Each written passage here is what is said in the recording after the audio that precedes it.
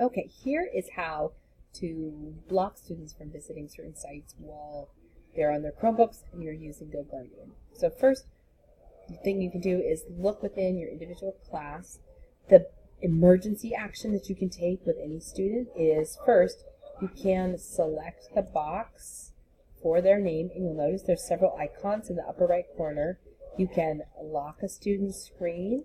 When you do so, you can put a message in there that says things like, knock it off, I'm watching you, or no YouTube. So you can use it as a communication tool with an individual student, and then you can unlock the screen if you need to. But the other thing that you can do, and probably the most effective thing, is to change the scene. So you've got a button up here that says change scene.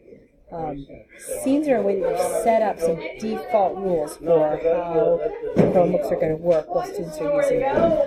So these are easy to set up in advance. I found it really hard in the middle of class.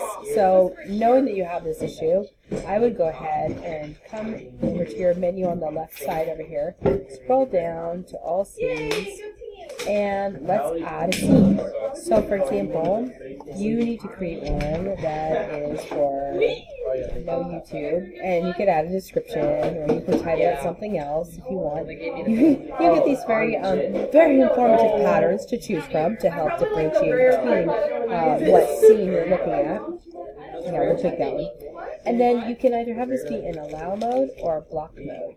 So allow mode is the default setting, so most of the time this means that everything is allowed except for, and there are some standard exceptions that are sort of saved, or standard common links that people end up using, but you could literally put the YouTube browser address in here, and then that could be what is the exception here. So this would now block the entire website, anything that has the same address as YouTube and accessible to the student. So, and you can change just how much it's blocked, so you can block individual videos and things. This is probably the easiest way to do it. So, then if I save this scene, and I go to my class, I was spying on second period, they're not really happening right now, but then you can change the scene whenever you notice that student is doing that, and find your no YouTube scene, and